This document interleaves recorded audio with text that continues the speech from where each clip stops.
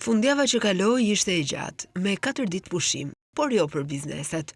Biznesi në shumicën e rasteve nuk e ka luksin të rika gjatë pa punë, ndërkaq duket se edhe pse ka pushim, shteti punon online dhe nuk u mbet rastin për të vjel gjoba.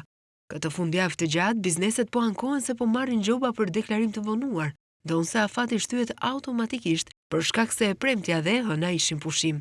Sipas ligjit të procedurave tatimore, nëse afati i deklarimit ose pagesës së taksave bie në një ditë pushimi zyrtar ose fundjavë, afati shtyhet automatikisht në ditën e parë pasardhëse të punës. Kjo do të thotë se nëse afati është të shtunën apo të dielën, kalon të hënën. Nëse edhe e hëna është pushim për shkak të festës zyrtare që binte e diel, afati kalon në ditën tjetër të punës. Ky është një parim i përgjithshëm procedural, zbatohet edhe në ligje të tjera administrative, që garanton që tatim paguesit të mos penalizohen për ditë kur administrata nuk funksionon. Megjithatë, bizneset ankohen se afati i deklarimit të sigurimeve për shkurtin ishte data 20 mars, që ishte pushim. Edhe e hëna ishte pushim, kështu që afati shtyhet në datën 24, jo vetëm për dorëzimin, por edhe pagesën, por subjektet raportojnë se atyre u janë shfaqur në sistem kamat vonesat. Me sa duket edhe vetë sistemi është çakorduar nga ditët e shumta të pushimit që ka pasur administrata.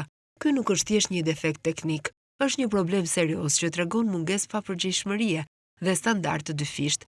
Kur shteti gabon, quhet sistem. Kur biznesi vonohet, quhet shkelje dhe dënohet. Nuk mund të kërkosh korrektësi nga bizneset, ndërkohë që vetë administrata nuk garanton zbatim korrekt të ligjit në sistemet e saj. Këto gjoba mund të fshihen më vonë, por pse duhet të ndodhë kjo histori çdo herë?